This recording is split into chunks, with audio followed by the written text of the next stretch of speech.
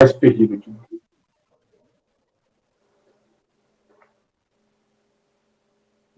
Sair da tela, que é que eu volto? Tecnológico. Bem, queridos, boa noite novamente a todos os participantes. A gravação já está acontecendo. Neste momento, vamos fazer a apresentação da tela, do material. Mais uma vez, agradecer a todos vocês que se inscreveram no seminário temático mensal deste mês, o mês de dezembro.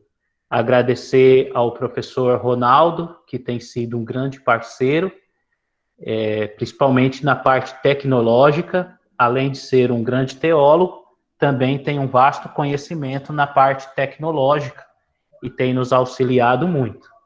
E a todos que estão conosco aí, talvez pelo terceiro ou quarto seminário, um grande abraço. Espero contar com todos vocês a partir de fevereiro de 2021.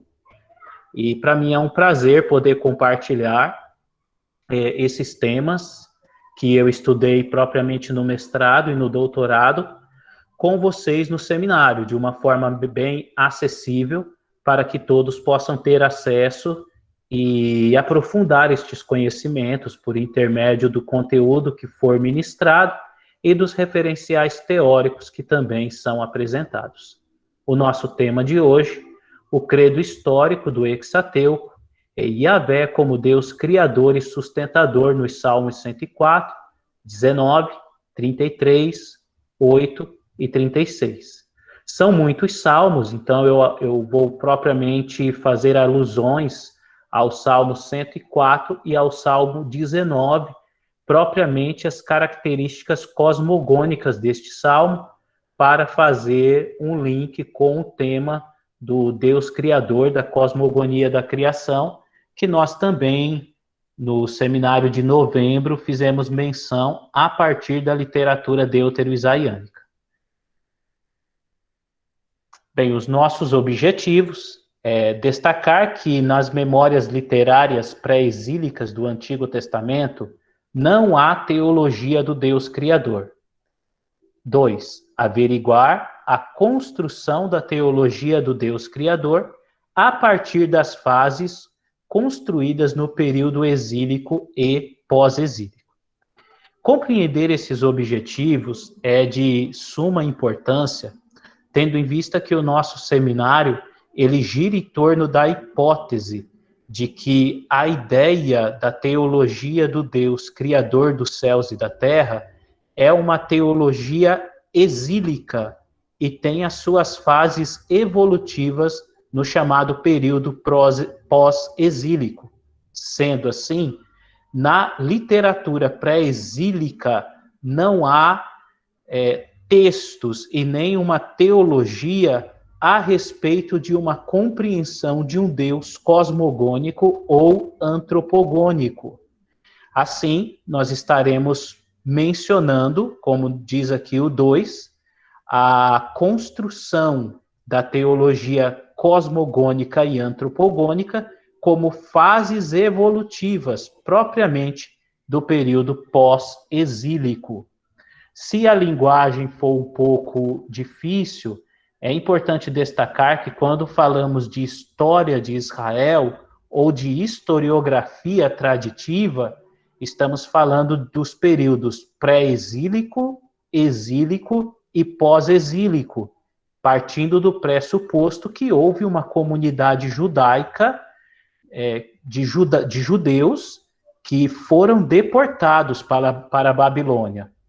É interessante destacar que entre o ano 722 a.C., com a destruição do Reino do Norte, houve alguns samarianos, usar o termo samarianos para aquele público propriamente, que foram deportados.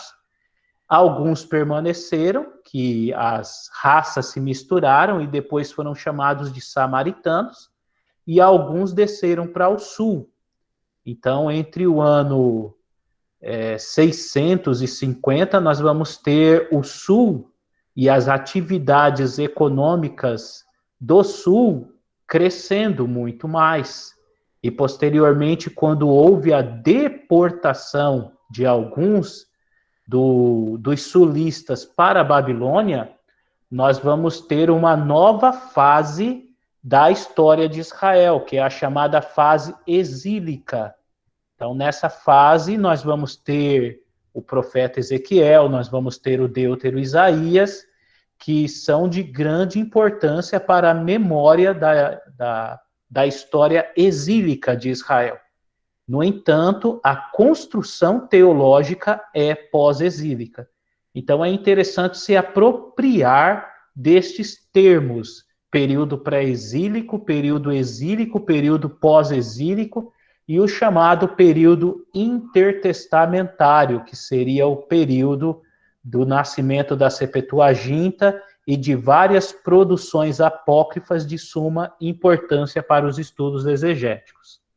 O nosso roteiro, ele trabalhará a introdução, Javé como Deus de Israel, os cultos a Javé, uma estela para Javé, o casal Javé e Axerá como divindades não cosmogônicas e um novo credo, Javé como Deus criador, nos Salmos 104 e 19. Depois as considerações finais e a bibliografia, que está repleta de bons referenciais teóricos. E é importante destacar que esse material da apresentação será disponibilizado para todos vocês. Então, vocês terão acesso a esse material. Na nossa introdução, deste estudo apontaremos alguns dos aspectos de Javé, destacando sua entrada em Israel, seu nome e seu culto. Também demonstraremos como o credo histórico de Israel, visto na produção do Hexateuco, apresentado na pesquisa de von Rad, não faz menção à concepção da teologia do Deus Criador. Von Rad, como alguns de vocês já conhecem, autor da teologia do Antigo Testamento, ele é um nome para a teologia do Antigo Testamento e para a exegese, e é um dos teólogos que seguem a linha da chamada redação deuteronomista e da chamada redação do Hexateuco. Quais seriam as diferenças? Para alguns estudiosos, a redação deuteronomista, que seria uma redação entre o ano 600 a.C., ela iniciaria de Josué. Então, nós teríamos Josué, Juízes, 1 Samuel e 2 Samuel, 1 Reis e 2 Reis. E para outros estudiosos, propriamente, Josué não faria parte, talvez, da redação deuteronomista, poderia ser chamado de Hexateuco, e, obviamente, não é uma obra mosaica, assim como o Pentateuco não seria uma obra mosaica. Nos estudos exegéticos, o Pentateuco ou o Hexateuco, envolvendo o livro de Josué, são obras posteriores. Antes de iniciarmos o seminário, até estávamos conversando de algumas datas referente ao hebraico. E é importante destacar que nas pesquisas, o hebraico, propriamente o paleohebraico, ele é descrito no final do século X. No final do século X, no século IX até no século VIII, há epigrafias que contêm o paleohebraico. E o Israel Finkelstein, ele tem sido um grande nome para demonstrar um pouco desses achados arqueológicos. Então, o hebraico em si, ele não seria um período tão antigo numa tentativa de interpretar um Moisés histórico, tentando inserir o Moisés no ano 1500 a.C. ou no ano 1200 a.C. Tentar inserir Moisés numa perspectiva histórica nessa época, envolvendo o hebraico, é uma tarefa difícil para os estudiosos da exegese e da arqueologia modernos, porque os vestígios, Os artefatos encontrados demonstram um paleohebraico do século X ao século IX ao século VIII, e não anterior a isso. Então é bem interessante, porque dentro dessa redação do Hexateuco, ou dentro da redação deuteronomista, não temos memórias de um Deus de Israel, de um Javé de Israel, sendo um Deus cosmogônico, autor ou criador dos céus e da terra, sendo uma construção teológica pré-exílica. Parece que esse tema do Deus criador, ele não é um tema que gira em torno da concepção teológica de Israel Norte ou Israel Sul. Continuando, ainda notificaremos nossa proposta que discutirá a questão do Deus criador, como uma teologia somente exílica e pós-exílica, iniciada pelo deutero Isaías e retrabalhada no pós-exílio, no Gênesis e nos Salmos de criação. Aqui é muito interessante, e se vocês estiverem anotando e quiserem anotar, que a chamada origem da teologia cosmogônica, ela gira em torno do período exílico com o profeta deutero Isaías. Mais para frente vamos fazer a leitura de alguns textos, e isso foi trabalhado com mais profundidade no seminário do mês de novembro. Ou seja, o profeta deutero Isaías construindo uma teologia cosmogônica na tentativa de refutar as compreensões cosmogônicas dos babilônicos ligadas ao Enuma Elixe, e a tentativa dos babilônicos levarem todos os vassalos a se converterem à religião do Marduk.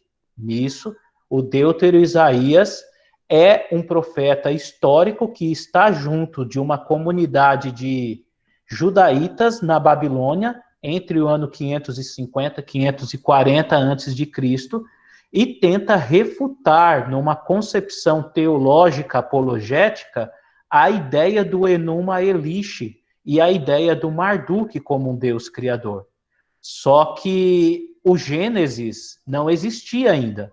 A ideia de Gênesis 1:1, Bereshit, Bara, Elohim, et Hashamai ve'et haaretz. Em princípio, criou Elohim os céus e a terra. O capítulo 1, o capítulo 2 e o capítulo 3, que enfocam a cosmogonia e a antropogonia da criação, são obras pós-exílicas, propriamente de cunho sacerdotal, assim como os salmos de criação. Então, nós temos 3 fases. Nós temos o deutero Isaías criando a cosmogonia, nós temos o Gênesis evoluindo essa cosmogonia no período pós-exílico, e nós temos os salmos de criação. Então, tudo isso para a gente começar a entender um pouquinho dessa teologia do Deus criador, a teologia da cosmogonia da criação. Continuando, observa-se que a teologia cosmogônica em Israel foi evoluída no pós-exílio, nos textos de Gênesis 1, do capítulo 1 ao 2, 4a, e do 2, 4b ao verso 25, e nos Salmos de criação. Então, essa ideia do Gênesis ser uma redação pós-exílica é uma ideia já consagrada e veio desde o século XX pelos estudiosos que iniciaram a ideia da teoria das fontes e a teoria que foi aperfeiçoada. Os acadêmicos, hoje, na nossa contemporaneidade, eles não trabalham a teoria das fontes na sua totalidade. A ideia da fonte javista, eloísta, deuteronomista e sacerdotal. Essas fontes não foram totalmente descartadas, mas elas foram retrabalhadas com novas perspectivas e novas hipóteses. O que não se mudou é a ideia de se trabalhar o Gênesis como uma obra pós-exílica. Então, propriamente, os 3 primeiros capítulos do Gênesis são uma construção de uma ideia de um Deus criador dos céus e da terra, que evolui o que o Deutero Isaías criou no livro do profeta Isaías, capítulo 45, versículo 18, onde ele apresenta um Deus que criou os céus e formou a terra. Ou seja, no Gênesis nós temos uma segunda evolução dessa teoria. E nos Salmos de criação nós temos uma nova construção da ideia do Deus criador. Então é importante destacar que bons estudiosos como Klaus Westermann, Werner Schmidt e outros, eles também trabalham a hipótese do Gênesis como obra pós-exílica e de cunho sacerdotal. Continuando, neste estudo, apresentaremos 2 salmos de criação, os quais são o 104 e o 19, que nos apontam os desdobramentos da teologia do Deus Criador no período pós-exílico e como a linguagem cosmogônica trabalhada nestes salmos apresentam Yahvé como Deus que efetuou a criação por intermédio de sua palavra criadora e interagiu com sua criação como Deus sustentador. Ou seja, nos Salmos 104 e nos Salmos 19, nós averiguaremos novos elementos que são inseridos a Yahvé pelos salmistas, que ressignificam a ideia do Deus criador com novos elementos que faziam parte da teologia pós-exílica, possivelmente do ambiente cultico do Segundo Templo ou de toda aquela construção teológica dos repatriados, pois teve uma geração que ficou na Babilônia e faleceu, e uma geração que retorna para o sul, para Jerusalém. Possivelmente não são aqueles números exagerados do Esdras, mas talvez uma pequena comunidade de sulistas judaítas que retornam para Jerusalém e reconstroem ali talvez um ambiente cultico com os que ficaram, os remanescentes, repatriados e remanescentes trabalhando na reatividade cultica do Segundo Templo, e assim nas novas linhas teológicas do chamado período pós-exílico. Vamos lá. Yahvé como Deus de Israel.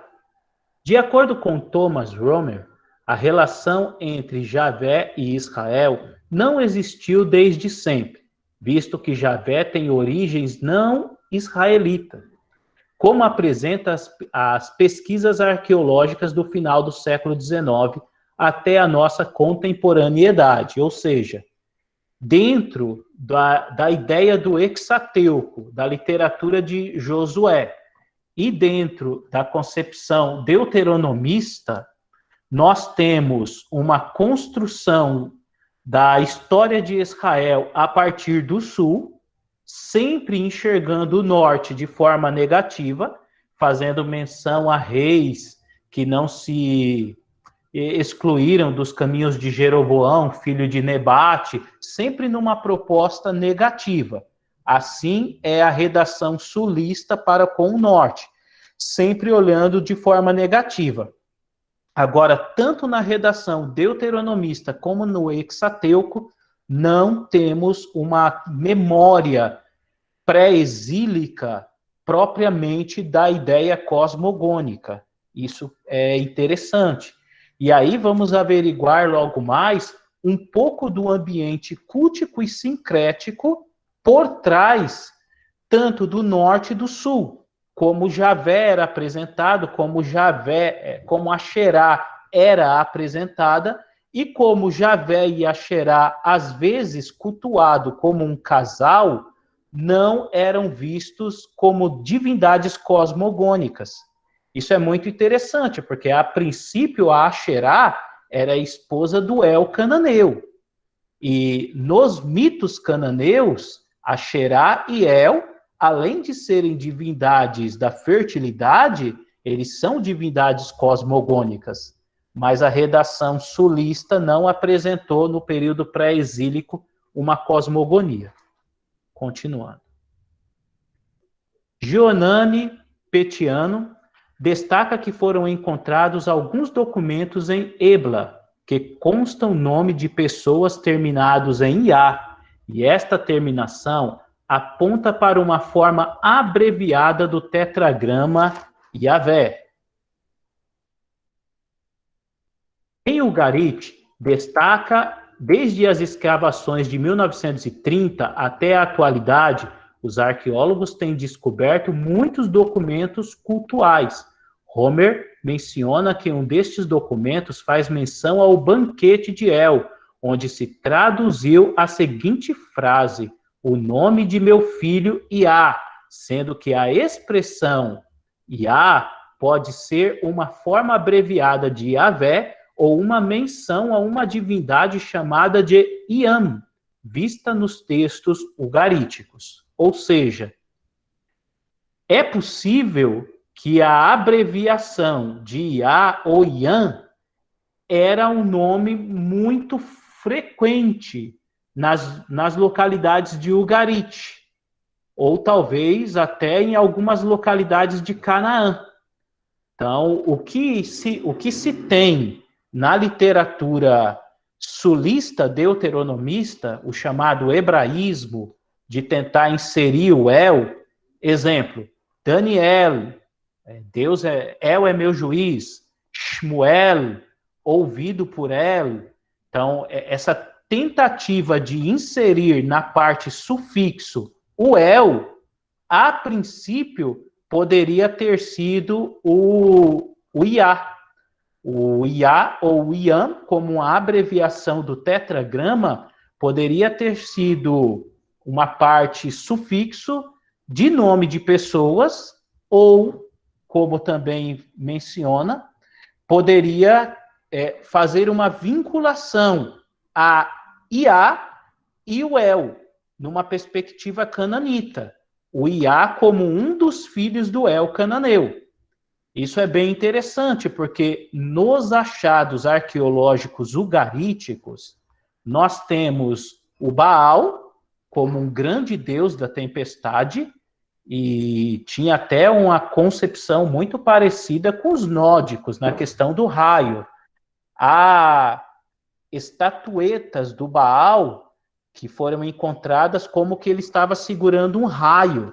Então, o Baal ele estava ligado à fertilidade, estava ligado ao tempo.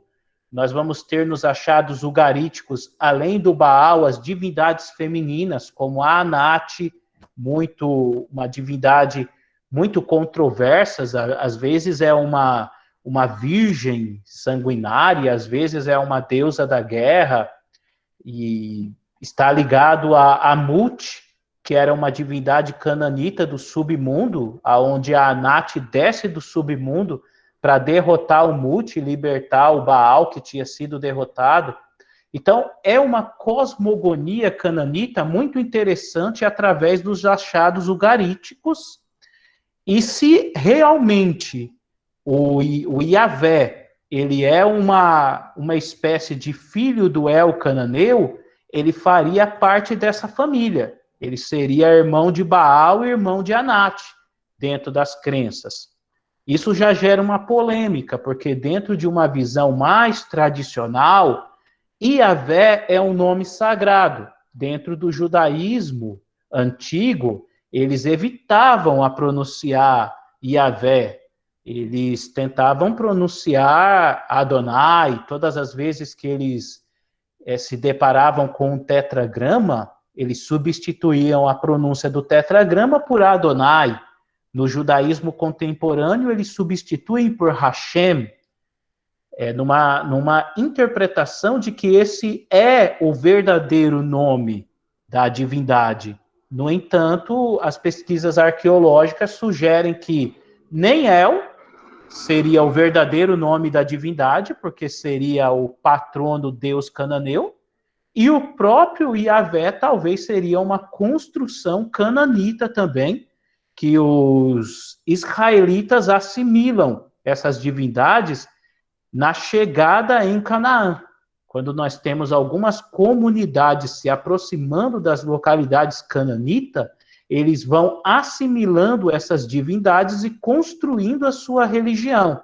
Claro, uma religião com vários elementos sincréticos, mas vale a pena dizer que toda religião é sincrética.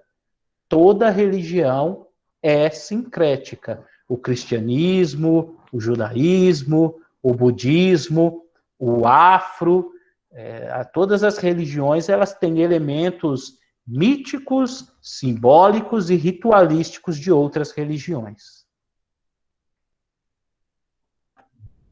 Vamos lá. Entre o Egito e Seir, foi descoberto um papiro que data entre 1330 e 1230 a.C., onde se encontrou um nome próprio, que poderia certamente ser a forma abreviada de Yahvé. O nome seria Iá. Por fim, entre estes e outros achados arqueológicos que nos apontam caminhos para a origem de Yahvé, é importante destacar que o título de Criador dos céus e da terra não foi atribuído a Iam ou Iá nos textos ugaríticos. A cosmogonia da criação girou em torno do casal divino El e Asherá, como sugere a assirióloga Mary Larry Thompson. Perdoem aqui a pronúncia, mas vamos lá.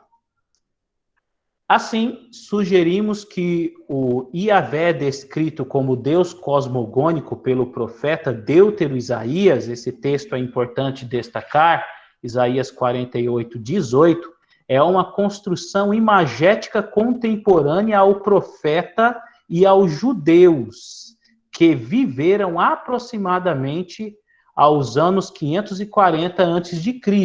Isto é próximo do final do cativeiro, ou seja, possivelmente a primeira inscrição de tentar construir uma teologia do Deus Criador se deu com o profeta Deutero Isaías. Se dá em Isaías 45, versos 18, e nos outros textos do Deutero Isaías, que trabalham propriamente um Yahvé criador dos céus e da terra. Assim, na redação deuteronomista sulista e no Hexateuco, que são literaturas pré-exílicas, não há referência a um Deus criador dos céus e da terra. Essa teologia parece que não era importante para as comunidades israelitas nortistas e sulistas, que estavam construindo ainda sua identidade religiosa e estavam se deixando influenciar grandemente pela religião cananita, e em vários momentos assimilando Yahvé e Asherá como casal divino para serem cultuados juntos. Mas por que o Deutero Isaías, ele cria a ideia de um Deus que é criador dos céus e da terra? Por causa do contexto histórico por trás dos exilados na Babilônia. Todo ano novo, segundo Mircea Eliade, os babilônicos eles faziam a recitação do Enuma Elish no templo de Nabo, enfatizando a força criadora de Marduk ao vencer Tiamat, e enfatizando a criação do ser humano na sexta tábua através do sangue de Tiamat. Logo, todos que estavam na Babilônia, vassalos, judeus, egípcios, eles tinham acesso e possivelmente eles eram conduzidos a uma conversão a Marduk. E o Deutero Isaías propõe um Yahvé criador dos céus e da terra para contrapor, ou seja, ele quer contrapor o Enuma Elish. Ele quer contrapor a ideia de um Marduk criador. Eu vou fazer aqui a leitura do Isaías 45, somente o verso 18, que diz assim: com efeito, assim diz Javé, o Criador dos céus. Ele é Deus, o que modelou a terra e a fez. Ele a estabeleceu, não a criou como deserto, antes modelou-a para ser habitada. Eu sou Javé, não há nenhum outro. É interessante que o termo criou os céus é o mesmo termo do Gênesis, é o verbo bará, direcionado a um criar cosmogônico na figura de Javé. Continuando. Homer nos apresenta alguns dos textos bíblicos do período veterotestamentário, cujos seus redatores mencionam Yahvé como uma divindade proveniente do Reino do Sul. A primeira referência é vista no Cântico de Moisés, em Deuteronômio 33, verso 2. Ele disse: Yahvé veio de Sinai, ele subiu de Seir, resplandeceu desde o monte Farã, chegou a Meribá de Cádiz, desde o sul até as encostas. Essa obra do Deuteronômio é muito interessante, a tentativa de vincular Javé vindo do Sinai. Isso é muito interessante, porque o Sinai ele pode ter ligação com um dos montes de Canaã, que é o Monte Safon. Então, existia todo um cenário mítico por trás das divindades que ficavam no Monte Safon. E o Javé, ele é uma divindade que ele tem uma forte ligação com o Sinai. Isso pode também ser uma construção de uma teologia sulista a partir das memórias da religiosidade cananita. Assim podemos averiguar que houve um trabalho literário de produção sulista que tentou apresentar Javé como um Deus que veio do Sinai, isto é, do sul. Nestes textos, a teologia do Yahvé, Criador dos céus e da terra, não foi apresentada, devido a estas obras redacionais serem do período pré-exílico, em um momento que a teologia do Deus Criador não havia sido trabalhada em Israel. Ou seja, tem muita coisa, é uma forma de tentar ligar Javé ao Sinai, talvez com memórias cananitas dos deuses por trás do Monte Safon. Pode ser uma forma também dos sulistas eles dizerem que Javé vem do sul e não do norte, porque o norte economicamente, religiosamente tem mais pessoas, tem mais poder bélico, mas o sul tem as atividades culticas do templo. Então é muito forte a redação sulista e a ideia de construir um Javé que vem do sul em detrimento do norte, que na redação sulista o norte é visto de forma negativa. Agora, o importante é pensarmos que a construção literária sulista pré-exílica não apresenta um Deus criador. É sempre trabalhado as questões de Samuel, da arca, dos reis nortistas, dos reis sulistas, mas a teologia do Deus criador não é levantada nesse período. Como já mencionamos acima, as origens de Javé não são israelitas.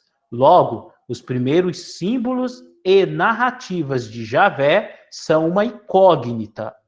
Ou seja, se Javé ele é filho do El cananeu e existe toda uma mitologia cananita por trás do Javé, isso é muito difícil. É coisa que possivelmente com os novos achados arqueológicos e as novas pesquisas nós vamos construindo caminhos para entendermos isso, porque é uma grande incógnita.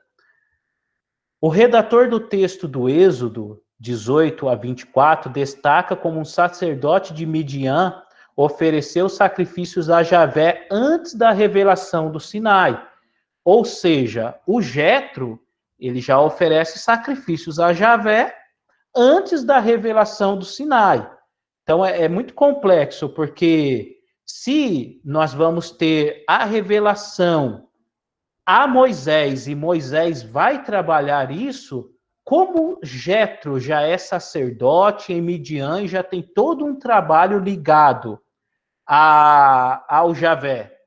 Claro, possivelmente nós temos memórias. Talvez nós não temos nada disso como uma construção histórica real, mas nós temos memórias que vão ajudando a construir camadas e as tradições de Israel. Mas algumas dessas memórias, elas podem ter requisitos das religiões de Canaã. É isso que é interessante, é pensarmos talvez nas atividades culticas religiosas por trás do Javé, quando ele era ainda uma divindade adorada pelos cananeus e não pelos israelitas. Então o Jetro, ele pode simbolizar essas atividades culticas direcionadas a Javé em um período pré-israelita. Continuando. De acordo com Homer, Javé se tornou o Deus de Israel a partir de sua relação no Sinai e a efetuação de um contrato ou aliança em Êxodo 19 ao 24. Observa-se que nas memórias do Êxodo, Javé foi mencionado como Deus que se revelou a Moisés, Êxodo 19, 4, e que fez sair Israel da terra do Egito, e não o Deus criador dos céus e da terra. Ou seja, toda a memória do Êxodo é trabalhada um Javé que é o libertador, é a divindade que acompanha Israel no deserto, mas ele não é a divindade que cria os céus e a terra. Possivelmente, o Milton Schwantes, ele tem uma obra do Êxodo bem interessante, e ele defende que o Êxodo são memórias traditivas, e algumas dessas memórias podem realmente fazer uma alusão histórica, e outras dessas memórias são uma tentativa de construir algumas tradições, principalmente como a Hag Pesach, a festa da Páscoa. Ela precisa ter uma origem, porque ela era uma das festas principais de Israel. E o Êxodo traz a origem da Páscoa. Então, é uma forma de construir as suas memórias e as suas hagims, as suas festas e o que é importante para essa comunidade israelita. Muito interessante. Agora, em toda essa memória do Êxodo, temos um Javé que liberta, temos um Javé que se revela a Moisés, mas não temos um Javé que cria os céus e a terra. Possivelmente, essa teologia ainda não é a teologia dos redatores do Êxodo. Portanto, a teologia do Javé, autor da criação, não faz parte da memória do Êxodo e nem da entrada de Javé como Deus em Israel. Ou seja, quando Javé começa a ser cultuado em Israel, o Êxodo ele tenta trazer uma narrativa, mas ele tenta fazer uma narrativa de memória, talvez colocando esse cenário no ano 1200 a.C., numa perspectiva cronológica. Mas a redação é bem posterior, pode ser entre o século VI e o século VII a.C. E há quem defenda até posterior. É muito complexo a datação do Êxodo. E em alguns momentos tenta-se linkar o Êxodo como literatura exílica ou pós-exílica, fazendo memórias ou comparações ao cativeiro sulista babilônico. Tudo isso é complexo, mas o interessante é que a teologia cosmogônica não é uma obra do Êxodo ainda. Essa imagem, ela é uma imagem muito conhecida, talvez alguns de vocês já a conheçam, uma estátua para Yahvé. Observamos que a Bíblia hebraica nos apresenta culto a Javé não icônicos. Entretanto, Homer chama a nossa atenção ao fato que o culto de Javé foi acompanhado no norte por imagens teriomórficas e também antropomórficas. Ou seja, O Homer, ele notifica a possibilidade de, no norte, haver representações de imagens do Javé. Essa imagem aqui, propriamente de um templo de Tel Arad, é muito interessante, porque nós temos essas duas pedras, essas duas estelas, que seriam possivelmente uma representação de um culto, não de um Javé celibatário, como o Sul tentou apresentar na literatura pós-exílica, principalmente na redação do Cronista e na teologia pós-exílica. Aqui, nesse momento, nós temos um Javé que ele tem um laço matrimonial. É um Javé que ele está aliançado com a Asherá. As estelas, ou Macebote, foram localizadas no local chamado de Santo dos Santos, em um templo em Arad. A maior tinha o formato fálico e havia requisitos de uma tinta vermelha evidenciando um culto à fertilidade. A menor estava ao lado direito, ou seja, essas duas estelas, uma representando Javé e a outra representando a Xerá, neste templo de Tel Arad, que mostra um sincretismo muito forte. Um sincretismo que ele pode ter ocorrido ou quando os nortistas, após a destruição de 722 do norte, desceram para o sul, ou talvez antes disso, porque a redação sulista sempre tenta dizer que o problema é o norte, só que também há cultos com vinculação sincrética cananita no sul. O templo de Arad é uma das evidências para mostrar isso.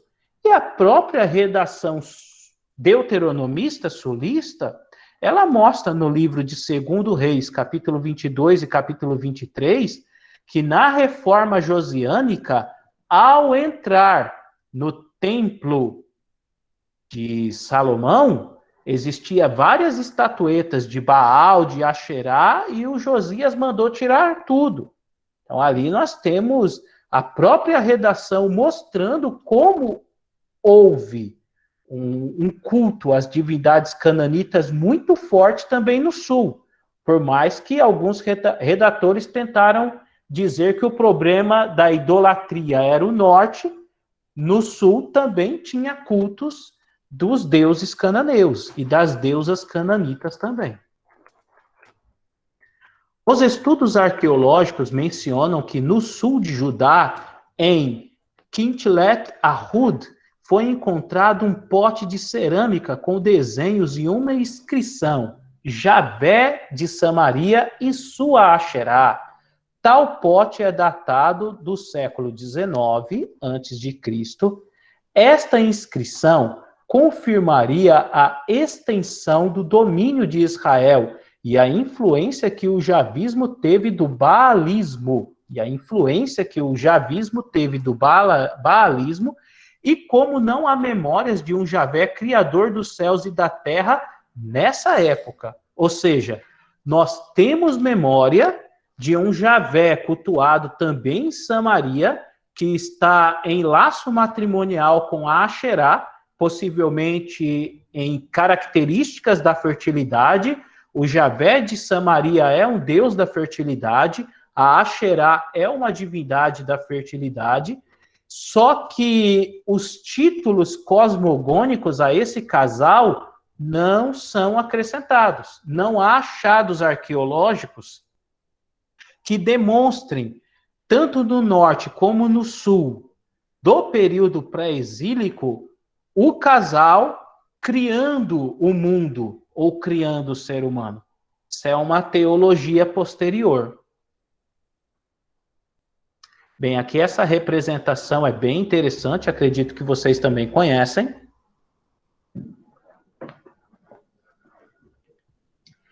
É a representação do pote do slide anterior.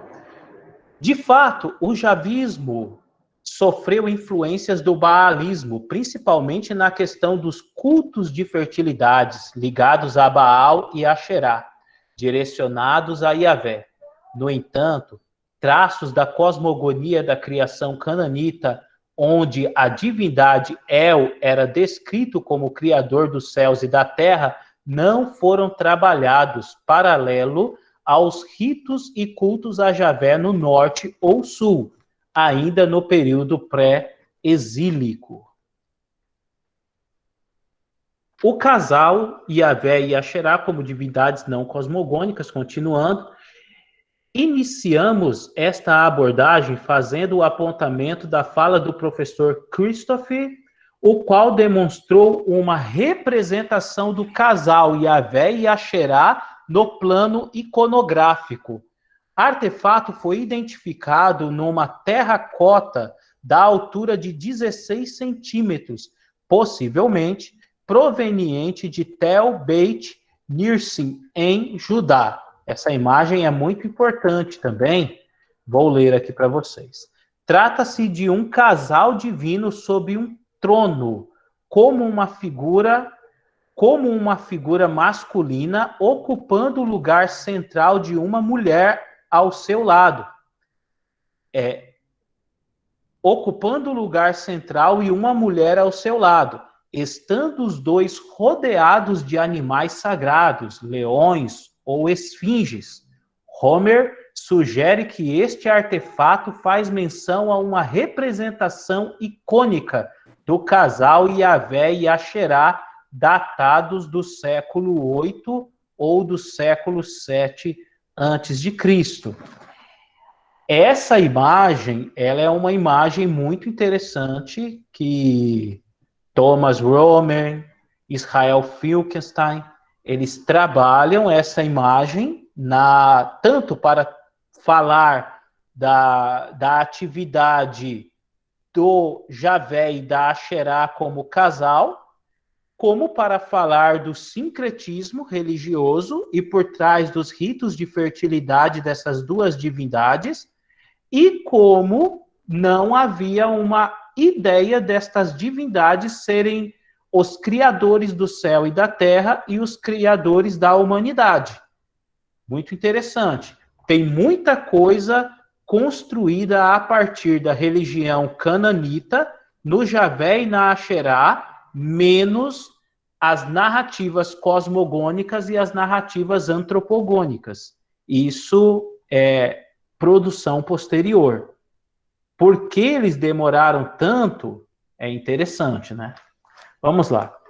É necessário ressaltarmos que mesmo as referências textuais ou icônicas que representam Yahvé e sua consorte Asherá não aparecem como atribuições cosmogônicas direcionadas ao casal.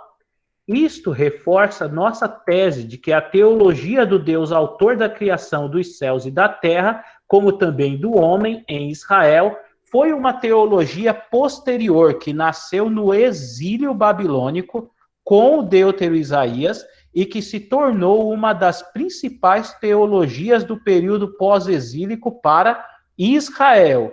Bem, essa parte aqui foi a nossa tese de doutorado. Foi a nossa tese pela Universidade Metodista.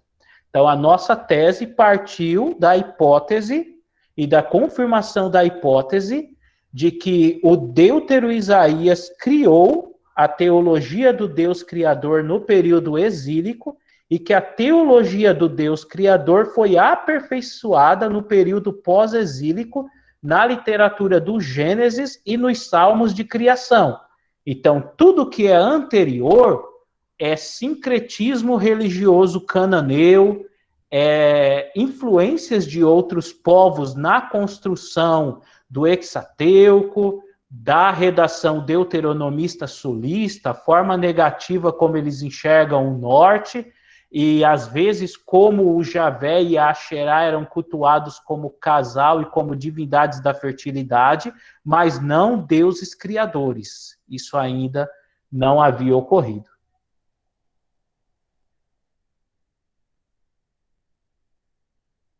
A teologia do Deus Criador dos céus e da terra, iniciada pelo Deutero Isaías. Bem, aqui nós temos Isaías 40, 28, 42, 5, 45, 18, todos textos relacionados ao Deutero Isaías. Para quem não participou do seminário passado, foi trabalhado que os estudos exegéticos modernos dividem o livro do profeta Isaías em 3 partes. Do capítulo 1 ao capítulo 39, estamos falando do proto-Isaías, um personagem histórico do período pré-exílico, que exercera seu trabalho e seus oráculos no ano que morreu o rei Uzias e na época de Jotão, Acás e Ezequias. Do capítulo 40 ao capítulo 55, nós temos um profeta que viveu entre os exilados na Babilônia, chamado de Deutero Isaías, que pode ter sido discípulo do proto-Isaías, ou talvez nós temos vários redatores que construíram o Deutero Isaías. Como sugere Milton Schwantz, talvez os próprios levitas do templo salomônico, os próprios cantores do templo salomônico, contribuíram nessa redação, tendo em vista a linguagem ínica e os cânticos dos servos por trás da literatura deutero-isaiânica. E o chamado Trito Isaías, que seria do capítulo 56 ao capítulo 66 do livro de Isaías, onde teríamos um outro personagem histórico que viveu entre os repatriados judaítas em Jerusalém, reconstruindo uma teologia de restauração da cidade e restauração da religião. Tá? Então, a teologia cosmogônica nasce com o Deutero Isaías. Só que ela foi ampliada posteriormente pelos redatores do Gênesis. Nós temos aí os 3 primeiros capítulos do Gênesis trabalhando fortemente uma ideia de um Deus criador, não somente do cosmo, mas também do homem. E vale a pena destacar que no Gênesis há pelo menos 2 narrativas antropogônicas da criação. Uma nós temos em Gênesis, capítulo de número 1, versículo de número 26, aonde o Elohim, ele faz um ser humano à sua imagem e semelhança, e o Gênesis 2:7, que o protagonista da criação do homem não é o Elohim, é o Javé. O Javé faz um boneco de barro e sopra uma nefesh vivente.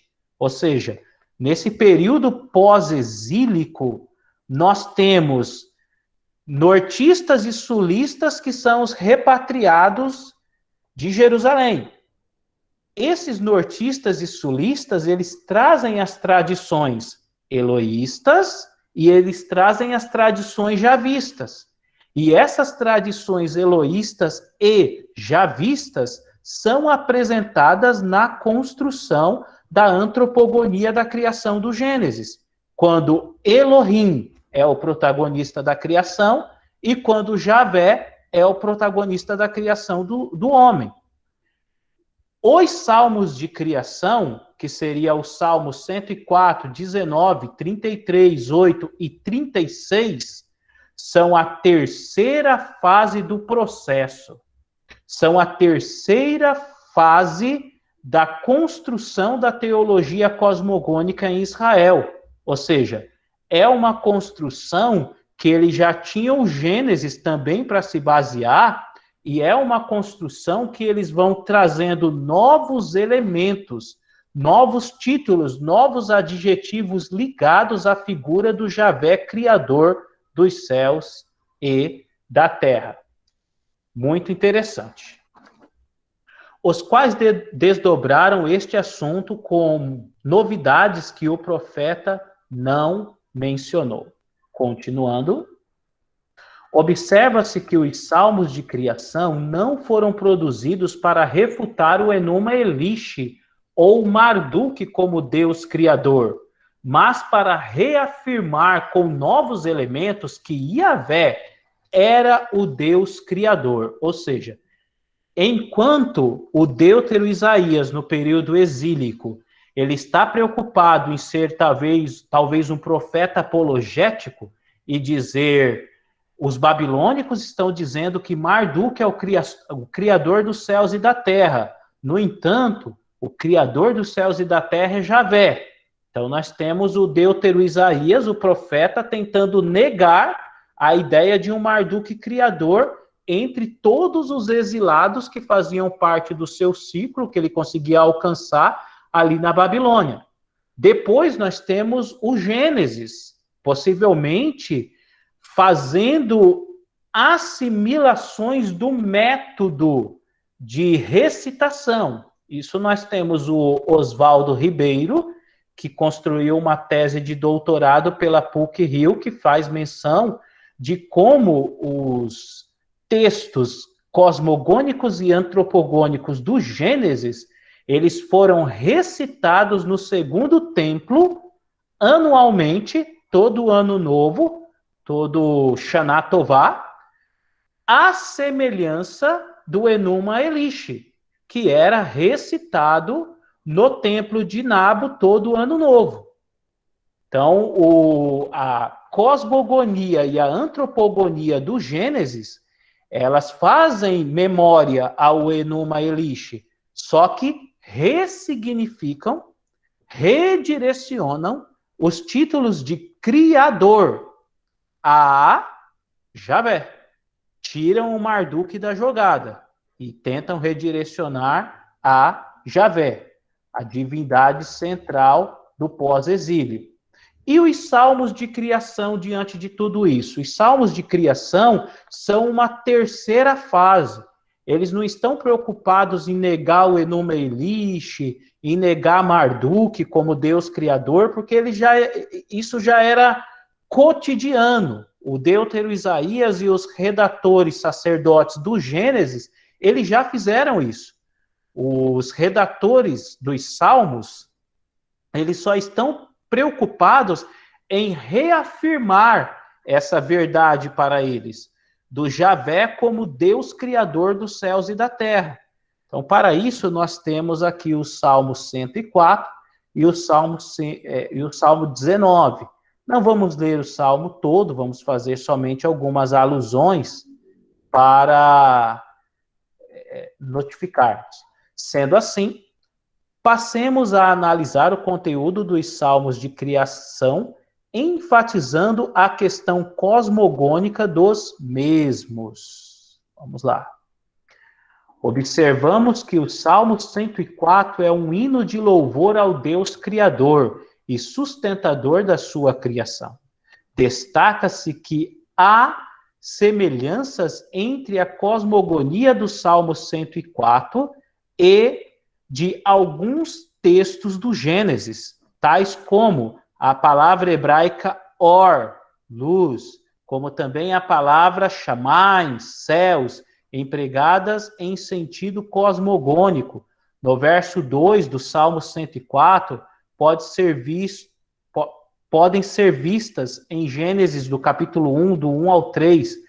Também no verso 6 do Salmo 104, o salmista utiliza a terminologia terron, abismo, esta que já tinha sido aplicada a Elohim em Gênesis 1, capítulo 1, verso 2a. Eu vou pegar aqui a Stuttgartensia, a Bíblia hebraica, rapidinho, e eu sei que 1 hora já, talvez vocês já fiquem um pouco cansados, mas estamos concluindo a parte aqui do conteúdo para que possamos ir para a segunda parte da interação de vocês com perguntas. Então, o Salmo 104 é muito interessante. Eu vou fazer um paralelo aqui com a Bíblia de Jerusalém, para facilitar. No verso de número 2 do 104, nós temos o termo Note Ha-Shamai, estendeu os céus. Ou seja, são terminologias cosmogônicas ligadas a Javé. Javé é aquele que estende os céus. O verso 5, e assad eretz, assentastes a terra, ou seja, é aquele que assenta a terra, terron kalvosh, ou seja, cobristes com o abismo. O abismo é bem interessante, a terminologia terron, que nós temos aqui no Salmo e também no Gênesis, está ligado ao abismo.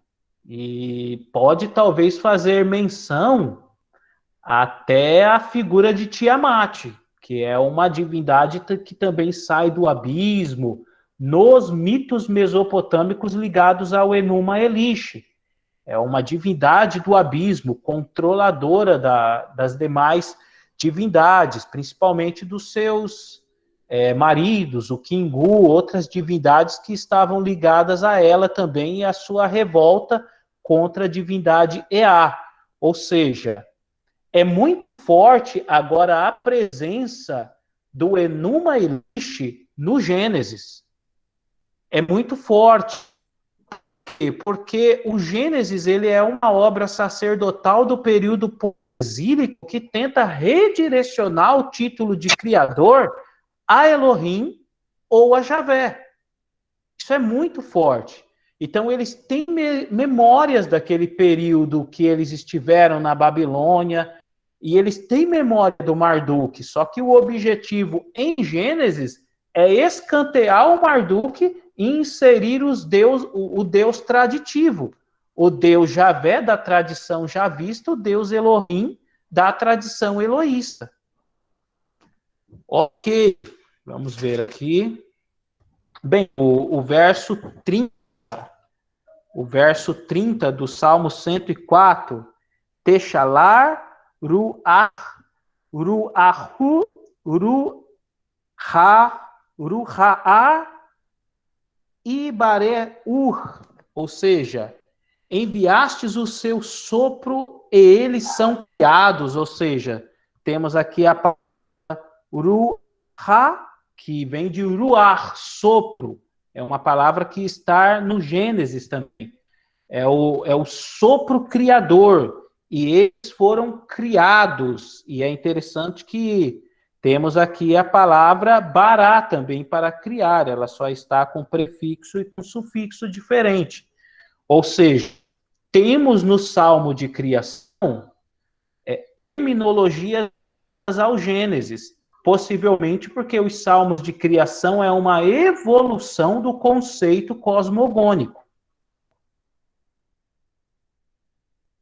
Para explicar essa questão, sugerimos que o salmista simplesmente reafirmou a teologia do Deus Criador apresentada no Gênesis aos refugiados que certamente utilizaram este hino como ambiente cultico no segundo templo, ou seja, além do Gênesis, ele recontar a criação numa perspectiva dos judaítas repatriados, os salmos de criação no ambiente cultico do segundo templo tinham a mesma proposta, enfatizar o Deus Criador, mas não mais com aquele fervor apologético, porque a teologia do Deus Criador já era uma realidade. Eles só estão reafirmando e ressignificando, ou seja, a teologia do Deus Criador é a teologia, é a bola da vez agora. É a teologia central do pós-exílio.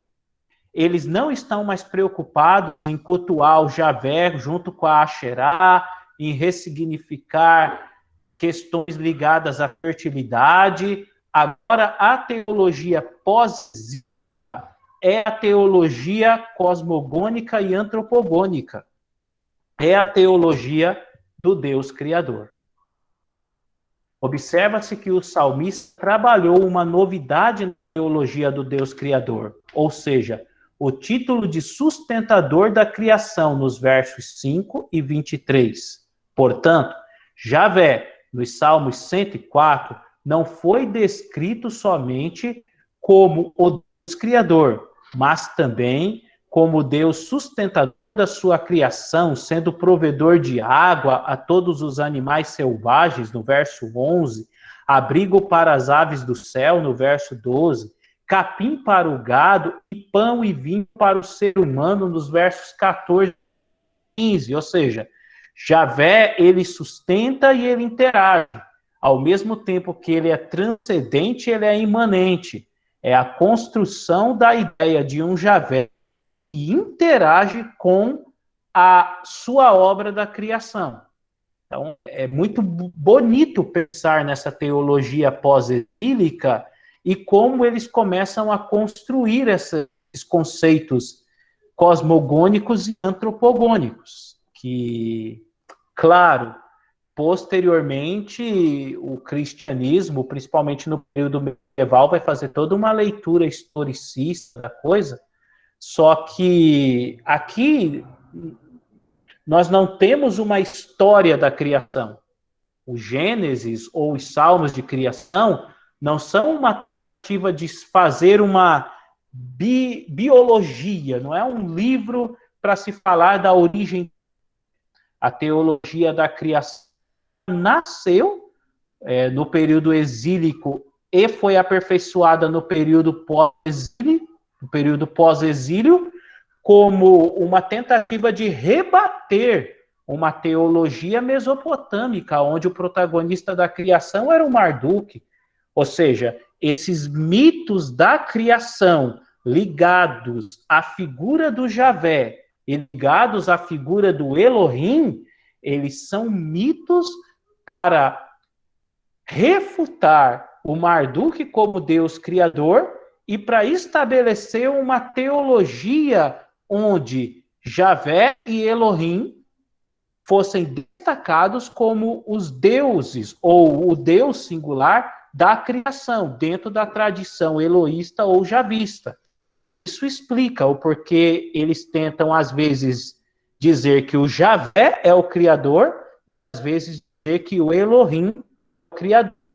Essa duplicidade das cosmogonias na figura do Elohim e na figura do Javé. Vamos lá.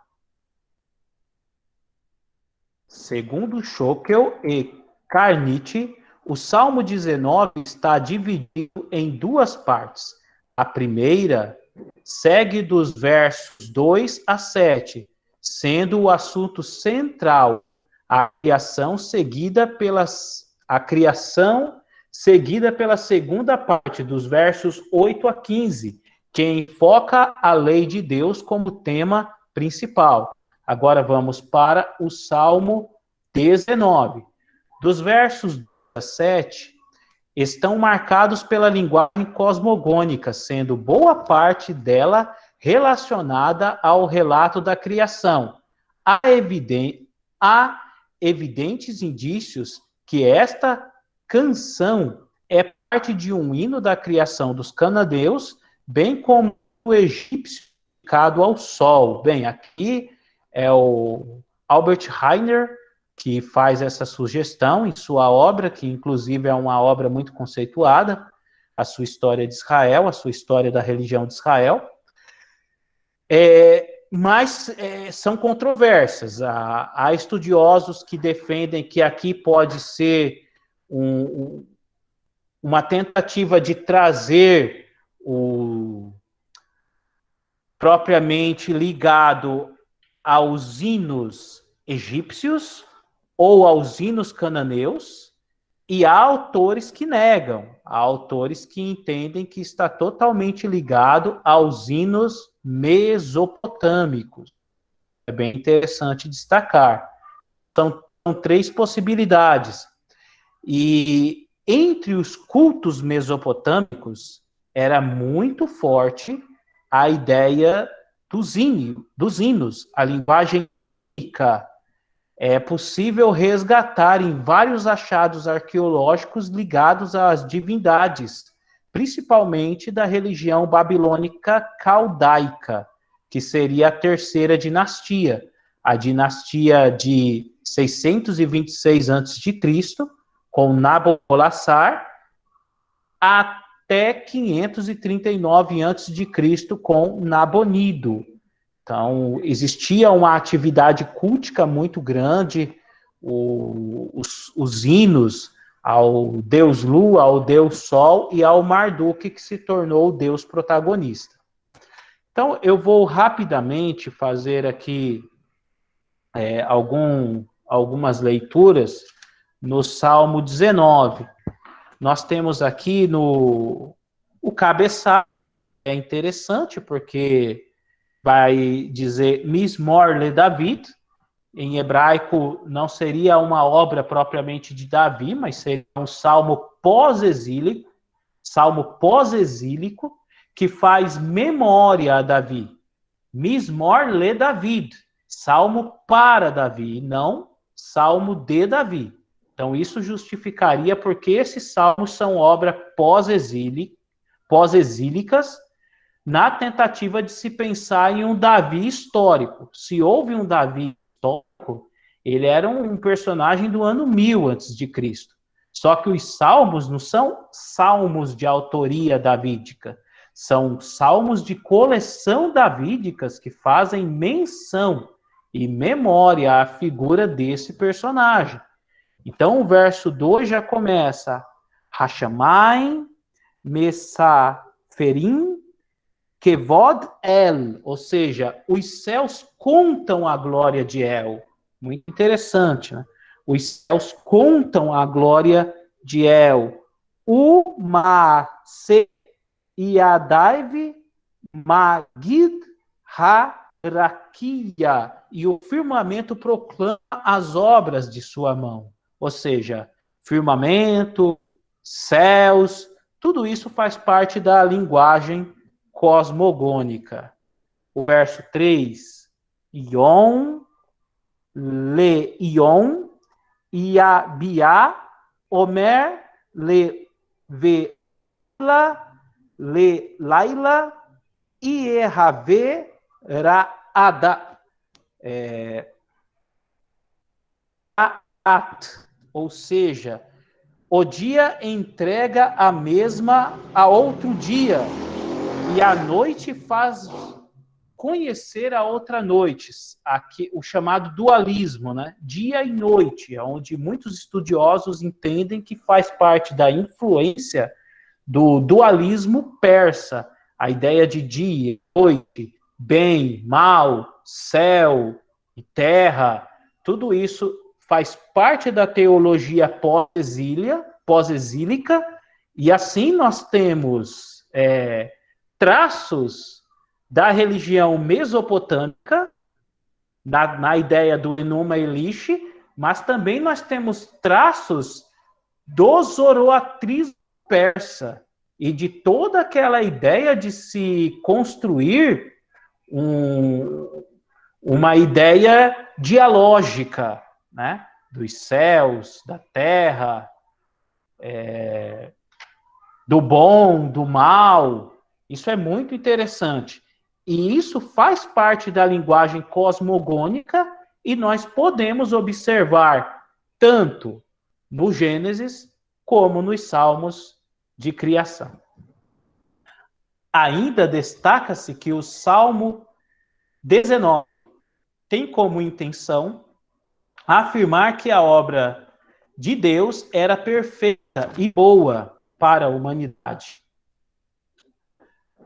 Dos versos 2 a 7 devem ser entendidos à luz do verso 8 a 11.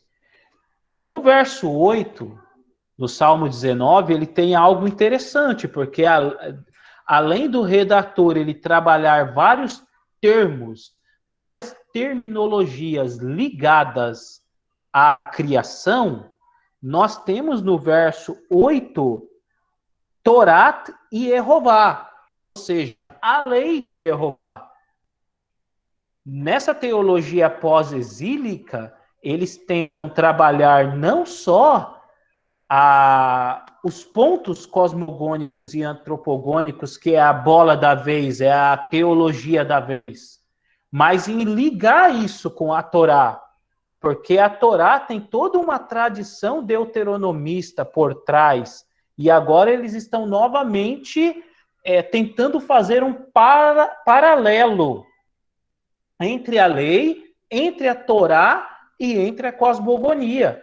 Ou seja, a teologia pós-exílica, ela destaca o Deus Criador, mas ela não nega a Torá. Ela ressignifica, ela traz realmente a Torá para o campo. Ainda que o 19 tem como intenção afirmar que a obra de Deus era perfeita e boa para a humanidade.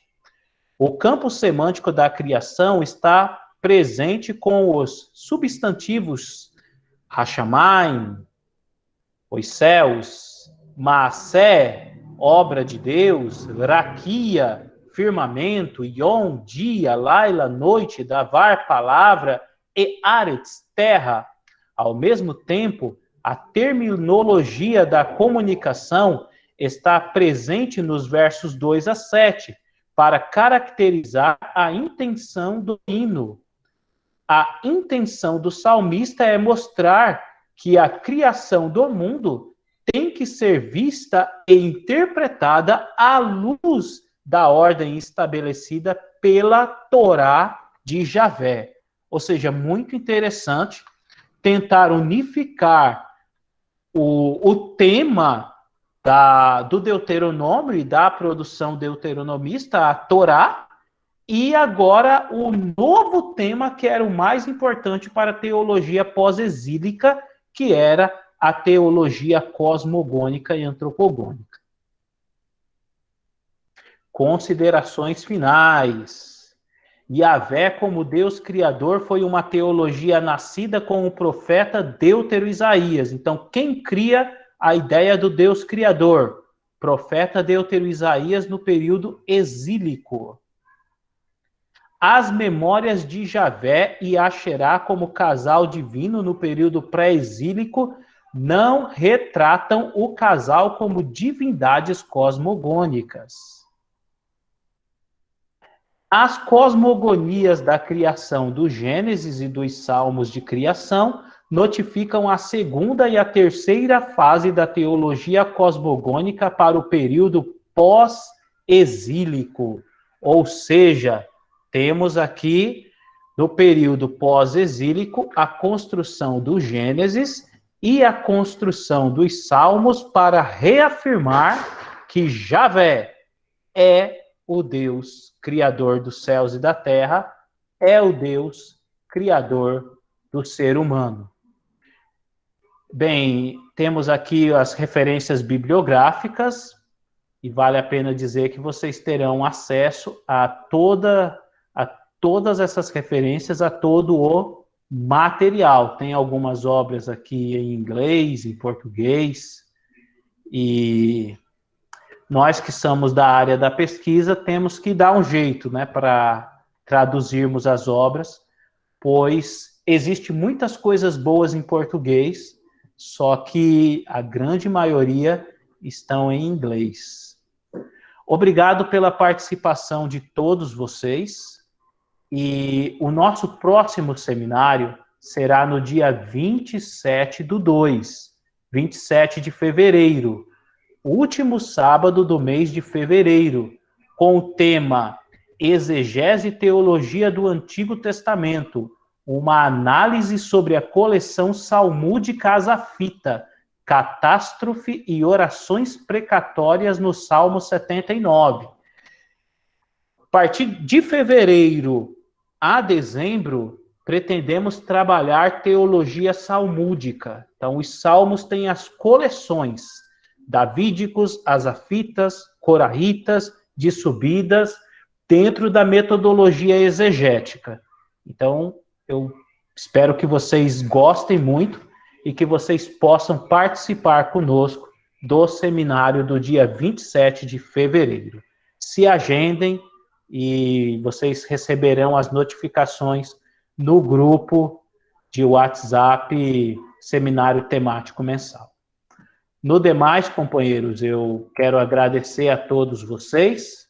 Nós já vamos estar retornando agora para o segundo momento, que é o momento das perguntas, ok? Então vamos encerrar aqui a apresentação de tela para que vocês possam voltar. E nesse momento, vocês já podem abrir o áudio aí de vocês, se vocês tiverem perguntas. Alguém tiver uma pergunta, pode abrir o áudio e a câmera de vídeo. Não sei se abre a câmera, o professor Ronaldo tiver aí, pode nos ajudar nessa questão.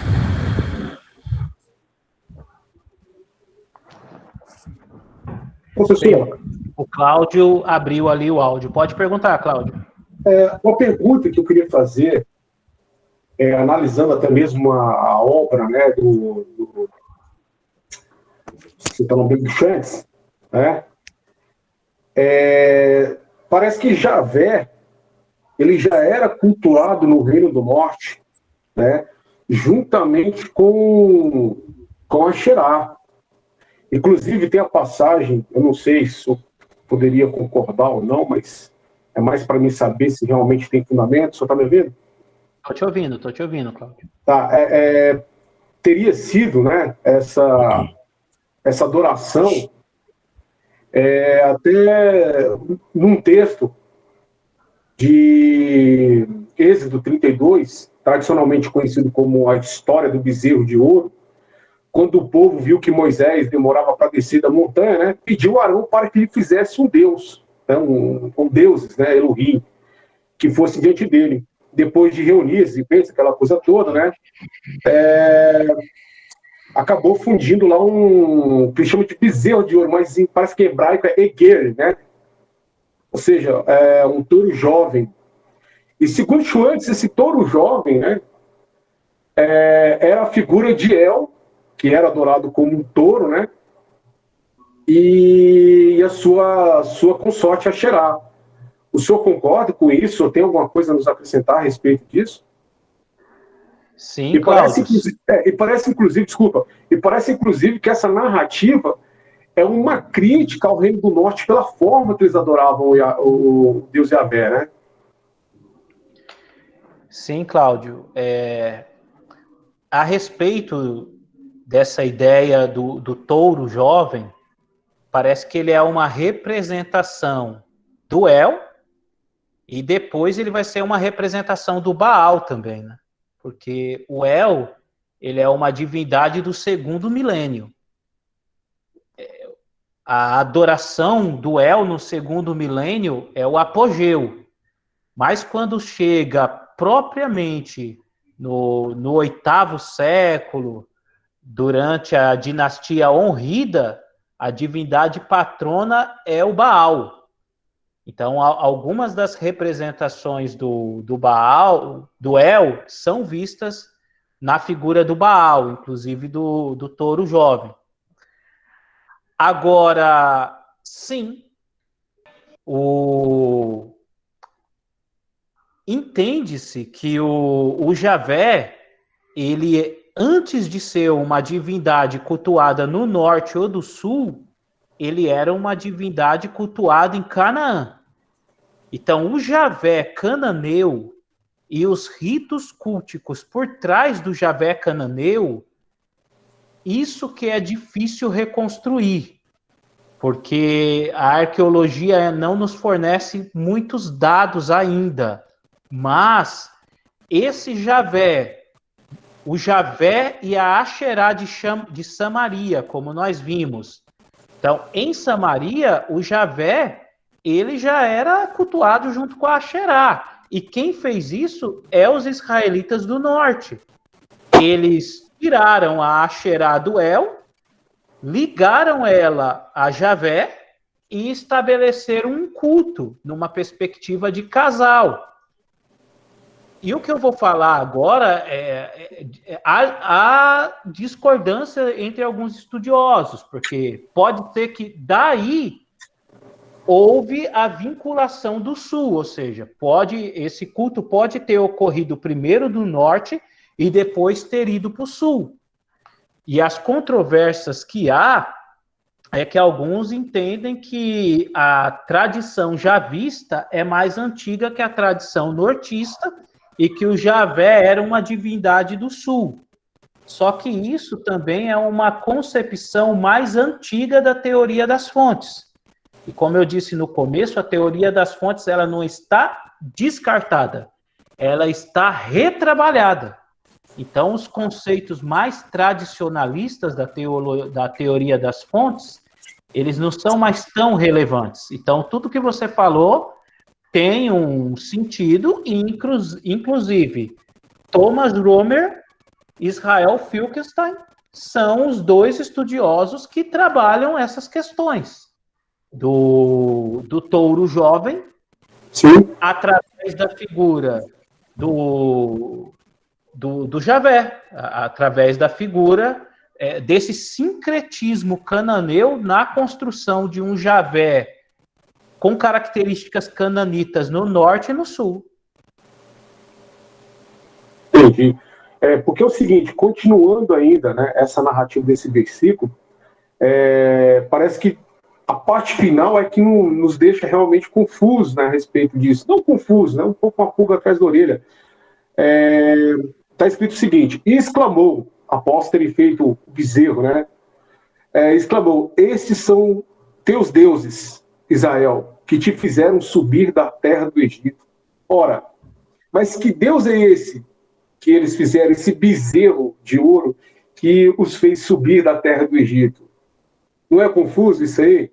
Não dá a entender que esses deuses já eram muito antes conhecidos por terem tirado, no caso aqui, o Israel, né, o Reino do Norte, da terra do Egito. Inclusive, bicho, antes fala que essa tradição aí da saída do Egito, né, do grande êxodo, né, é nortista e não do sul, não sulista.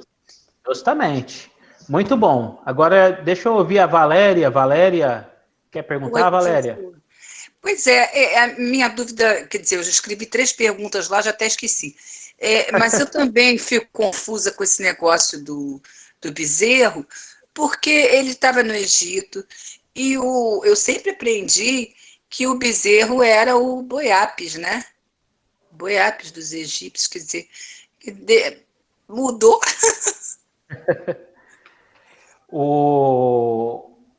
O bezerro, sim, ele faz parte das memórias da religiosidade egípcia.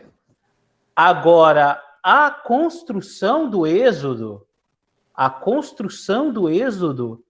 ele tem muito mais memórias traditivas cananitas do que da religiosidade egípcia.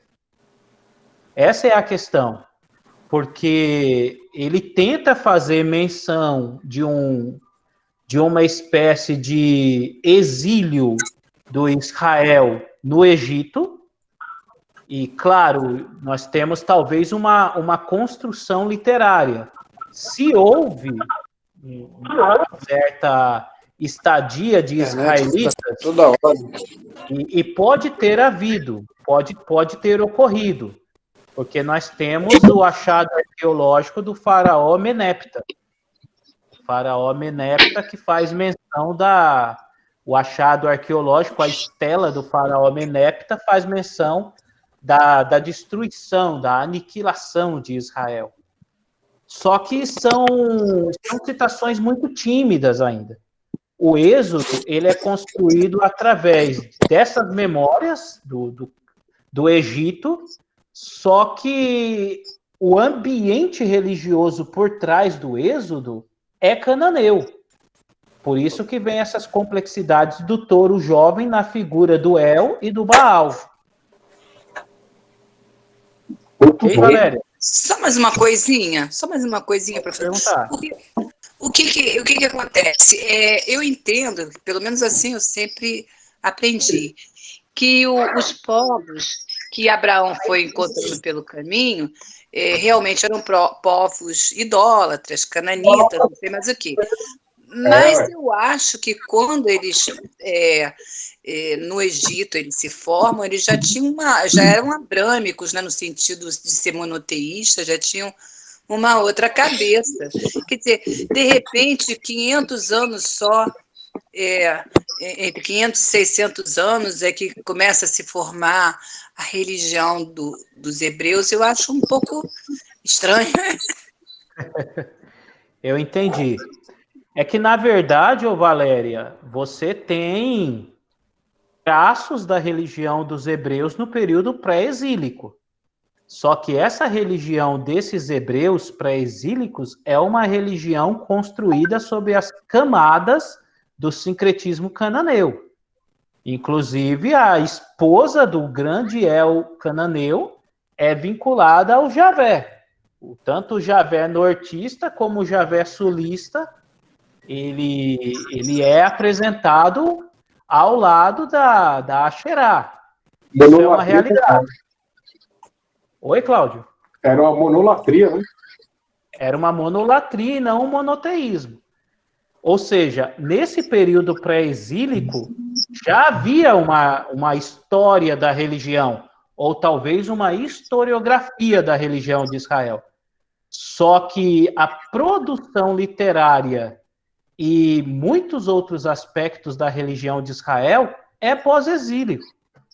Até porque a língua ela estava melhor trabalhada, agora um hebraico quadrático com influências do aramaico, tudo isso facilitou para que essa teologia pós-exílica, trito-isaiânica, os profetas pós-exílicos, o próprio Abraão que você citou, ele é um personagem pós-exílico.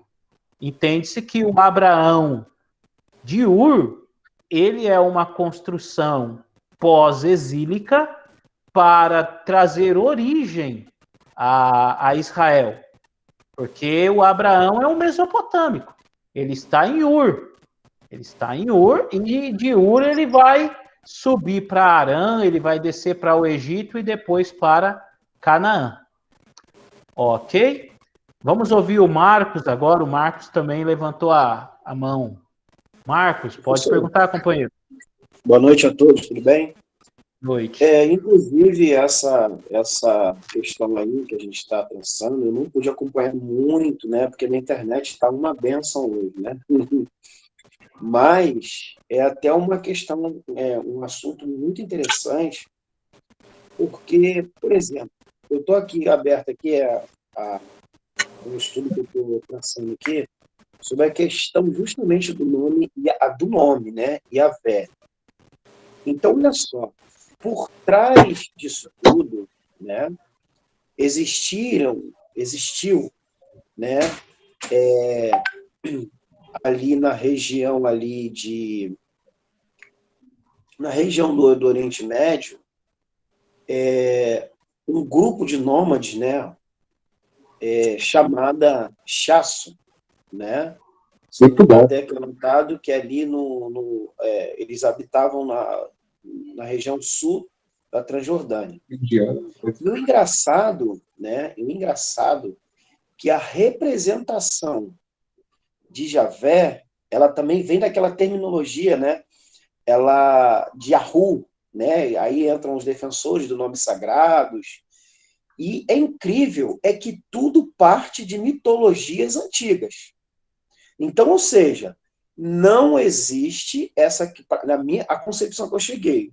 Eu passei 3 anos analisando isso. Eu sei que é até pouco tempo. Mas você pega um assunto, puxa outro, aí você vê os textos bíblicos, que você vê sincretismo, que é até uma questão muito interessante daquele vídeo que o senhor fez. E qual a conclusão que se chega? Que tudo é sincretismo. Ou seja, já parte de outros povos mais antigos. Aí qual é a aproximação mais próxima? Qual é a aproximação maior que a gente chega? Parte dos sumerianos. Essa foi a conclusão que eu cheguei. Até essa questão da divindade Yavehu, na verdade, né? Yavehu. Os Shatsu, eles adoravam esse Deus, Yavehu. Então, ou seja, tudo está relacionado dentro do texto bíblico a uma cultura, a uma religião já antiga. Então, essa questão do nome sagrado, quando a gente, particularmente a conclusão que eu cheguei, eu ainda estou estudando algumas outras religiões, um pouco mais antigas também, mas a conclusão que se chega é que tudo parte de religiões já antigas. Ou seja, os judeus eles se declaram deísta, a ponto de ser adorador de um único Deus, ou seja, monoteísta, porém, ao mesmo tempo, esse monoteísmo parte de religiões, e ali, para defender a tese deles, simplesmente englobam nomes e tentam melhorar, por exemplo. Yahvé, pelo que eu analisei aqui, ele não está no panteão cananeu, segundo o que eu estudei aqui, né? Parece que não está no panteão cananeu. Porém, o nome já vem também de outras religiões. Então, ou seja, eles tentam colocar a sua fé num único Deus, porém, engloba algo também que puxa de outras religiões. Então, não adianta.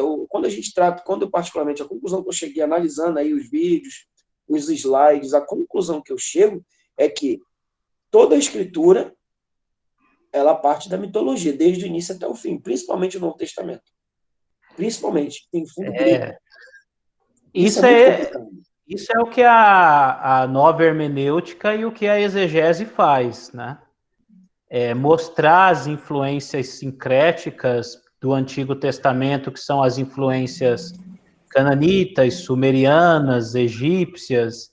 No Novo Testamento você tem as influências principalmente helênicas, as influências do judaísmo intertestamentário, que tem influências helênicas também. Então, é uma construção, porque nenhuma religião é pura. Todas as religiões, elas são construídas sobre bases sincréticas de mitos, histórias dos deuses e de símbolos de outras religiões. E o judaísmo também. Embora o judaísmo tradicional faz toda uma leitura do tetragrama como sendo o verdadeiro nome sagrado, mas possivelmente, como foi demonstrado nas pesquisas que você fez também, o tetragrama é muito anterior aos povos de Israel. E ele sendo muito anterior aos povos de Israel, nós teremos outras atividades culticas, outros mitos por trás do tetragrama. Aí, só para finalizar, não sei se o Eilton vai perguntar, já a gente volta com o Cláudio, se o Eilton for perguntar. A minha indagação é a mesma que o irmão apontou, né? Professor, esse sincretismo aí.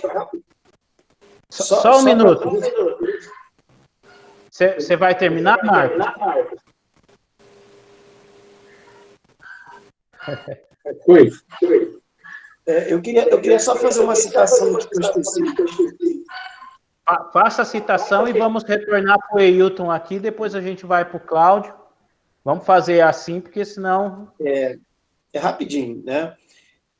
O senhor deve conhecer, né?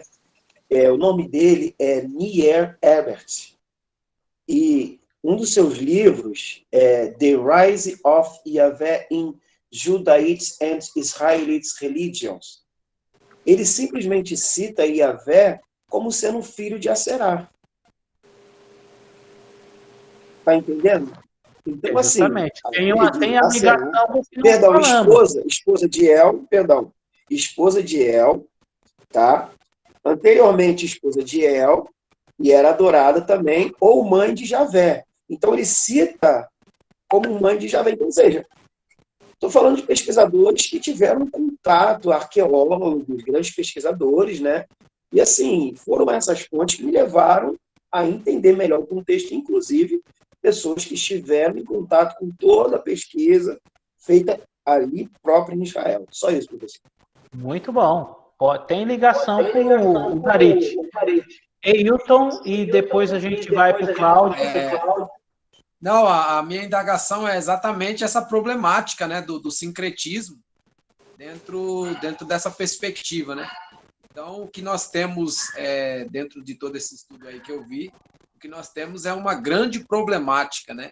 E agora, vendo a última colocação do irmão aí, que fez a última colocação aí, dá um teor de uma problemática ainda muito maior do que aquilo que eu já estava imaginando. Mas é bem legal, e eu acho que vale a pena cada um de nós se aprofundar mais dentro desse assunto para tirar nossas próprias conclusões. É só isso. O professor Milton Schwantes, o Ailton, antes dele falecer, eu tive aula com ele 1 ano no mestrado. Aí depois ele faleceu. Não sei se o Cláudio chegou a conhecer o professor Milton pessoalmente. Sim. Tá. Então, ele falava muito que a exegese é uma fonte inesgotável. Porque só através da exegese você chega nessas hipóteses. Porque a leitura religiosa, judaica ou cristã, não parte dessa hermenêutica. A própria hermenêutica protestante da sola escritura faz uma outra leitura. Agora, a exegese, principalmente a exegese do século XIX, XX, a exegese contemporânea, que pende ser científica, que vai além, estávamos até falando com um companheiro aqui, no começo, que vai além do método histórico-crítico. O método histórico-crítico ele não é usado hoje na íntegra nas universidades. É usado partes do método histórico-crítico. E essa nova metodologia hermenêutica, ligada à crítica literária, à crítica das formas, à crítica da fonte, à crítica literária, à crítica da redação, crítica histórica, você pega vários elementos para construir essas hipóteses. Então, você faz uma obra de arte e precisa ser uma exegese totalmente desvinculada a uma tentativa de se fazer apologia dogmática, que é o que a maioria das teologias fazem. As teologias confessionais, elas tentam fazer apologias dos seus dogmas, conceito trinitariano e etc. E uma hermenêutica, como nós apresentamos hoje, ela é uma hermenêutica desvinculada da tentativa de ser eclesiológica. É uma hermenêutica reconstruindo através dos contextos históricos, teológicos, sociais, linguísticos da época. Ela chega a ser rejeitada num contexto mais conservador. Chega a ser rejeitada. Só que no âmbito universitário, é este conteúdo que terá uma abertura. Uma teologia mais fundamentalista, conservadora, no âmbito universitário, não tem muita relevância. Então, o que eu estou fazendo com vocês mensalmente é apresentando a teologia hermenêutica, uma teologia que é desvinculada das propostas conservadoras, institucionais e eclesiológicas, e uma teologia que caminha junto à arqueologia, junto à história, junto aos teólogos do Antigo e do Novo Testamento, mas sem tentar fazer apologia. Bem, a gente vai para o Cláudio, que ele tinha ali perguntado, e depois eu vou abrir, Marcos, para mais alguém aqui, para ver se mais alguém vai perguntar, que nós já estamos chegando aí nas 22 horas, mas o papo aí está bem legal. Professor Roberto, sim, então a gente passa para o Cláudio e depois a Valéria, que está inscrita, e aí a gente pode encerrar, porque são os dois que estão inscritos. Tá certo, então nós temos o Cláudio e a Valéria, que inclusive tinha feito as perguntas no chat também, né? Isso, aí ela faz a última pergunta e aí o prazo já vai estar ao fim. Tá certo. Então vamos lá, Cláudio, vamos te ouvir. Duas coisas interessantes, né? Segundo a Christine Reis, da Universidade de Yale, acho que você já conhece, ela fala uma coisa interessante, né? Acho que todo acadêmico sabe isso, que Yahvé, na verdade, teria sido um deus outsider, né? Ele teria chegado ali na região cananeia e acabou sendo agregado ao panteão cananeu, né? Agora, outra coisa interessante, da qual eu queria até perguntar para o senhor, qual foi a influência do zoroastrismo? Porque teve um momento que o senhor falou sobre o helenismo, né? Mas qual foi a influência do zoroastrismo na teologia judaica? tem mais a ver com a questão dualista, influenciou mais ainda na questão messiânica? Cláudio, pensando em literatura pós-exílica, nós vamos ter Jó, que ele é interessante, porque em Jó, o Satã, que você conhece, adversário, ele é diferente da literatura deuteronomista. Lá no pré-exílio, o Satã é só adversário. Inclusive, o próprio Davi é Satã.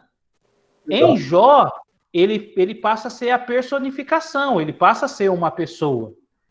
E isso já tem requisitos da influência pós-exílica, do zoroatrismo, porque a divindade ele precisa ter um oponente. E aí você tem na figura do Satã essa oponência, esse adversário. Ou seja, o Jó é uma literatura que retrata esse dialogismo pós-exílico, esse dualismo pós-exílico, na figura de um Deus que tem que ter um adversário, e você vai ter depois os vários jogadilhos de Hashamai, Haaretz, os céus e a terra. Então, tudo isso pode ser influência do estilo de pensamento religioso do zoroatrismo pós-exílico. Verdade. Okay. E só para terminar, prometo que é a última, hein? É rápido. Professor, qual foi a influência daquela narrativa da reforma do rei Josias sobre essa questão aí de Yahvé? Teve alguma influência ou essa narrativa não é bem assim? O que o senhor me diz? Essa narrativa é um problema, porque geralmente o Sul coloca o Norte como idólatra. Exatamente. E na reforma joseânica, a Asherá e o Baal tá lá no templo. A redação deuteronomista pode ser não de um autor só, você pode ter vários redatores, e um desses redatores resolveu mostrar que o Sul também aderiu ao culto. Verdade. Possivelmente isso. Vamos lá para o Ronaldo, para a Valéria. Oi, professor, não, eu fiz 2 perguntas, porque eu não tinha ouvido falar nesse povo que o rapaz ali falou, desculpa, eu esqueci o nome dele, no povo da Jordânia, se não me engano, e esse tetragrama, esse anterior, eu também fiquei curiosa, não sei, não tenho conhecimento dessas 2 coisas. Valéria, ou seja, as 2 coisas estão meio ligadas. Talvez os seus estudos a respeito do tetragrama eles estejam mais ligados à cultura judaica. E se é isso, se a sua investigação a respeito do tetragrama está mais ligado aos ensinamentos judaicos, a hermenêutica que nós trabalhamos aqui não é uma hermenêutica judaica. A hermenêutica judaica é diferente, ela faz uma leitura de que o verdadeiro Deus tem por nome o Yehová, o Hashem, por trás do tetragrama, e é um problema, às vezes, quando você tenta mostrar essa questão do sincretismo, porque quase todos negam. Os judeus, eles gostam de dizer que tem sincretismo no cristianismo. O cristianismo tem sincretismo romano, tem sincretismo grego. Aí, quando você fala desse sincretismo cananeu na construção da religião de Israel, eles não gostam muito. Mas, de fato, é uma realidade. E com as obras que eu estou citando na bibliografia, você pode, inclusive essa obra aqui, ó, tá? Que é a obra A Origem de Yahvé, do Thomas Romer. Se você não tem essa obra, você pode adquirir essa obra e você vai ter vários comentários a respeito da ideia do tetragrama anterior à utilização de Israel. Ou seja, o Yahvé não numa religiosidade israelita, mas em outras religiosidades não israelita. E como ele pode ter chegado no norte e no sul, e como ele foi assimilado. Ok, meus queridos? Então eu acho que é isso, né? Eu estava pesquisando aqui, eu fiquei sabendo desse livro aí, mas eu tinha me fugido da memória. Você falou, eu já captei aqui, já estou vendo aqui no Mercado Livre. Isso, já olha aí, ó, porque ele está em catálogo, tá? É da uma Ótimo obra livro, da Paulo. Ele Vale é a pena excelente. Eu paguei R$69. A Tayla, a Elisa, a Kátia e o Valdemir, que estão nos assistindo, invistam aí, que é uma ótima literatura. Parece que o único problema dele é que ele não foca tanto no norte, ele foca mais no sul. Sim. Mas lá na bibliografia terão ótimos livros. Queridos, então eu acho que já são 10 horas, podemos encerrar. Show de bola. Mais uma vez, agradecer a todos vocês. Não saiam do grupo Sala de Aula, porque a gente vai dar alguns avisos a respeito do certificado e da gravação que depois vocês vão receber. E o material já vou estar postando lá, que é esse material em slide. Então, boa noite a todos vocês. Bom fim de semana e até o próximo. Falou. Boa noite, professor. Valeu. Boa noite, pessoal. Final de semana para vocês.